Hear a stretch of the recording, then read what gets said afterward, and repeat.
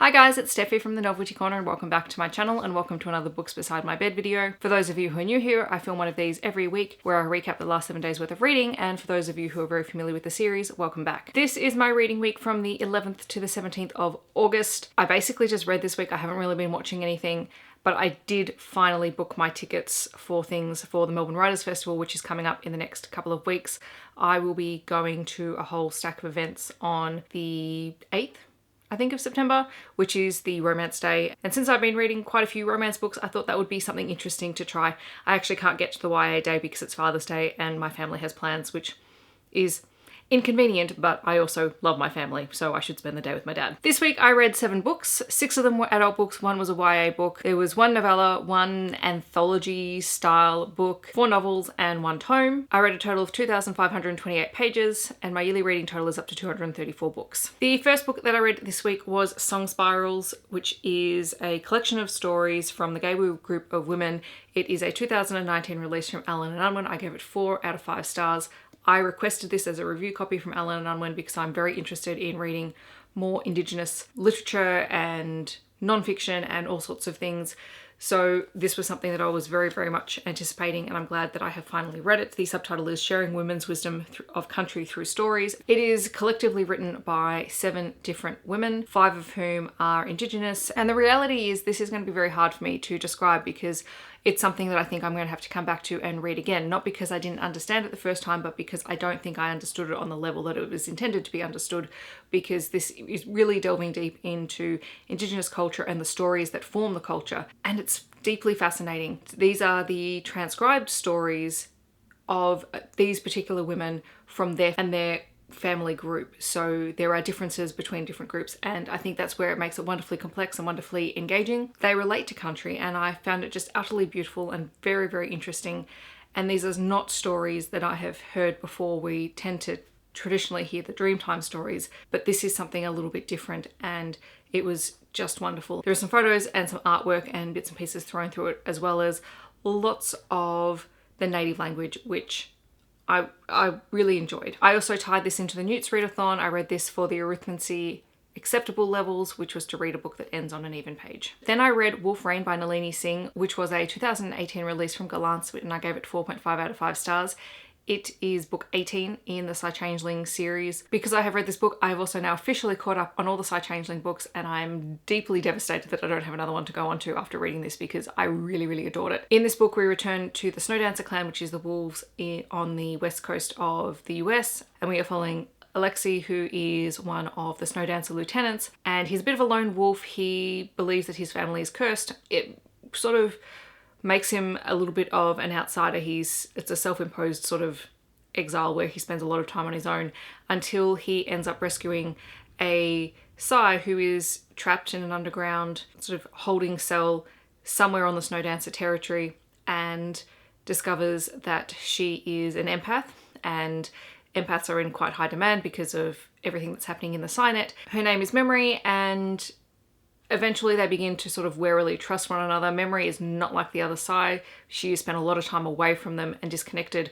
from her people, and she's very combative and fiery, and she was just a fabulous, fabulous character to play off Alexei. They had great chemistry, and it was just a really awesome story watching their relationship develop, as well as seeing how the greater arc of the Psy-Changeling world has continued to grow, which I obviously can't talk about because book 18, massive spoilers, but I really, really enjoyed it. I read this for the Newts Transfiguration Acceptable Levels to read a sequel. Then I read Snapshot by Brandon Sanderson, which is one of his novellas. This is a 2017 release from Gallant, and I gave it 3.5 out of 5 stars.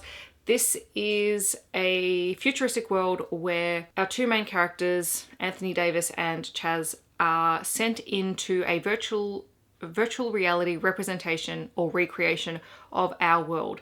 And it is our world down to the minute details of any given day that has already passed. And their job is to go in and find evidence of crimes that have been committed and then relay that information to the police in the real world so that they can then find the evidence in the real world and get convictions for crimes. This gets very twisty and turny, and I did predict sort of what would happen towards the end, not in exact detail, but enough of it that it sort of just felt like waiting to get there. But I did enjoy it. It was very fascinating. I really like Brandon Sanderson's shorts. I think they They have some really interesting ideas in them. I read this for Care of Magical Creatures for the Exceeds Expectation prompt, which was to read a book less than 300 pages, and it's a novella, so it's super short. Because my book depository order came in and I got my physical copy of Red, White and Royal Blue, I reread it, which is, I think this is the first book this year that I have reread within the same year as reading it, and this is by Casey McQuiston. It is a new adult/adult romance book between the first son of the United States and the Prince of England, and it is absolutely delightful, and I gave it 5 out of 5 stars on reread. I just adore this book. It made me so happy. I was having a pretty crappy middle of the week when I picked this up, and this just made my heart so happy. I can't even tell you. It is just delightful. It is funny.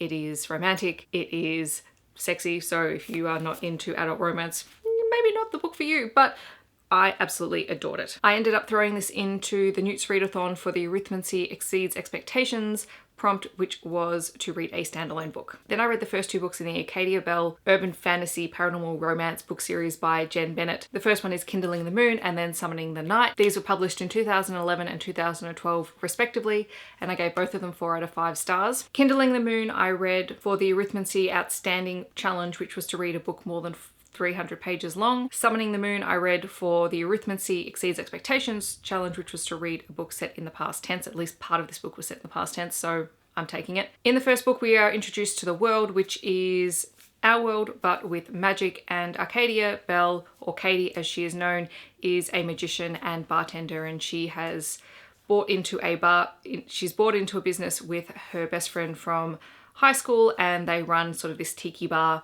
where they cater to both humans and also to demons, or the earthbound, who are the descendants of humans who have been inhabited by demons. So this book has lots of magic and lots of really cool concepts and monsters and all sorts of stuff, which I absolutely loved. What we learned pretty quickly on is that Katie is running from her past. Something happened and her parents were accused of murder, and they have split up, and her parents are believed dead. Everyone thinks that she is dead, so she's taken on a new name. When her parents are compromised and their whereabouts are let loose into the media, she goes to Lon Butler for assistance, and Lon is an earthbound demon, and he has a young son, Jupiter, who is amazing in this series. I love Jupiter so much. And the two strike up this very awkward partnership initially as they begin to investigate and try and prove her parents' innocence, and everything goes from there. Then in the second book, we spend a lot more time with Katie, Lon and Jupiter, as Katie is recruited to help investigate the kidnappings of children from the Hellfire Club, who are the children of earthbound demons, where the case is eerily similar to one that happened 30 years prior. So they're trying to work out whether it's a copycat or whether it's not, and it's a big magic mystery, and I really enjoy this series. It's very fast-paced, very easy to read, and I'm really enjoying urban fantasy books, so I'm glad that I read this. Plus, it's Jen Bennett. Finally, I read The Diviners by Libba Bray, which is the first book in the series. I listened to this on audiobook and read it on my Kindle at the same time, which was very useful. This was published originally in 2012 by Allen & Unwin, and I gave it 4 out of 5 stars. I read this for the Transfiguration Outstanding prompt to read a book more than 500 pages. For those of you who are unfamiliar with it, it is a paranormal historical fiction young adult book set in New York, where there are a group of teens who have these supernatural abilities, and they find themselves getting caught up in a series of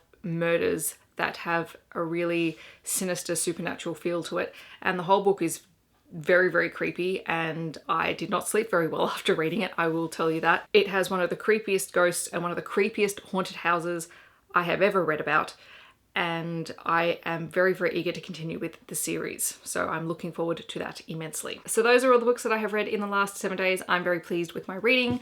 As I said, I'm now just picking up things and seeing where I can fit them onto my Newts TBR to see how many challenges I can tick off. I have officially completed my personal challenge, so now it's basically a free-for-all. In the comments below, let me know if you have read any of these books or if you're planning on reading them in the future. I hope that wherever you are in the world, you're having a wonderful day, and I'll catch you guys in my next video. Thanks so much for watching.